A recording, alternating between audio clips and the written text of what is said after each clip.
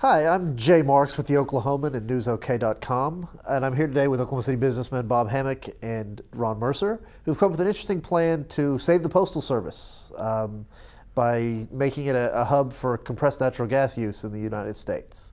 How'd you guys come up with this plan? Well, I think probably a little history would be that I'm on the foundation for Oklahoma City Public Schools. And as you know, the Oklahoma City Public Schools are like every other business, strapped for cash. And so I came up with this idea that I bounced off Ron and said, wouldn't it be great if all the school buses ran on natural gas? It'd be a tremendous savings in the fuel cost that they're spending every year. I later met with Jim Couch, the city manager, and he kind of brought reality into it as to what it would cost to make that possible. But I shared my idea with my friend Ron, and to his credit, he came up with a different spin on how we would make natural gas available. And Ron, why don't you take over? Well, natural gas has been used in a variety of applications for years. This being one of them, with local fleets, and obviously school systems would fall right into that sweet spot.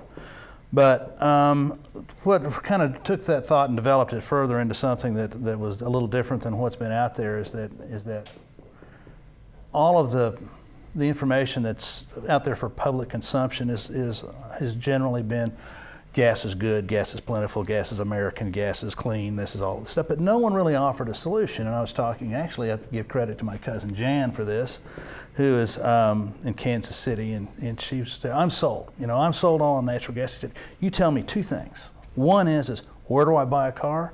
And the other one is how do I fill it up? And I went, you're right. No one has ever really done that. And that's what spawned this whole thing. So it was that thought, how do we do that? What is the common denominator that, how do I buy a car? Where do I fill it up? And that's where it started. That kind of gets us to, give me the synopsis of your plan in a nutshell. What's the bare bones version of what you guys came up with? Well, it's a real simple concept, and it's so simple it almost, people think that's too simple. That won't work. Can't be right. It can't work. It's too simple. To find the common denominator of those two questions would be was the driving force, and if we just kind of came to me that if we had used the post office, they have 220,000 vehicles, we converted those to natural gas and filled them up at their vehicle depots, made the pumps available to the general public.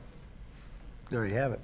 That's it. There are 1.2 million vehicles worldwide that currently run on CNG. The United States only has 110,000. Yeah, that's crazy. Now, many of those are fleet vehicles.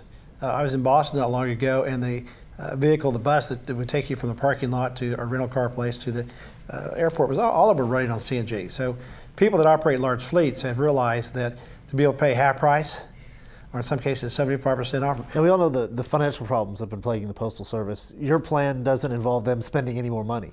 No. How did you come up with that idea? What's your call there? That's just, it's kind of an easy thing where they just contribute the space, the land, and the private sector puts in the facility, and all the post office does is save a ton of money on filling up their vehicles.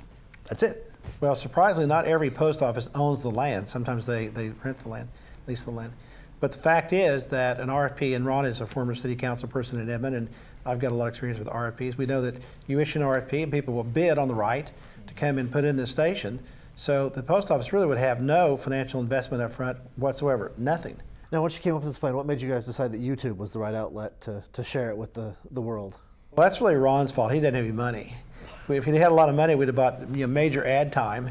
I have an advertising company, so we would have been delighted to have taken his money and bought the ad time. Or we might have bought a lot of space in the Oklahoman to promote, go to YouTube. But we felt like that this was a very important message, that it was one of those concise and cogent type things that if people saw it, they'd get it and they'd pass it on to their friends. And to date, it's only been out less than 3 weeks.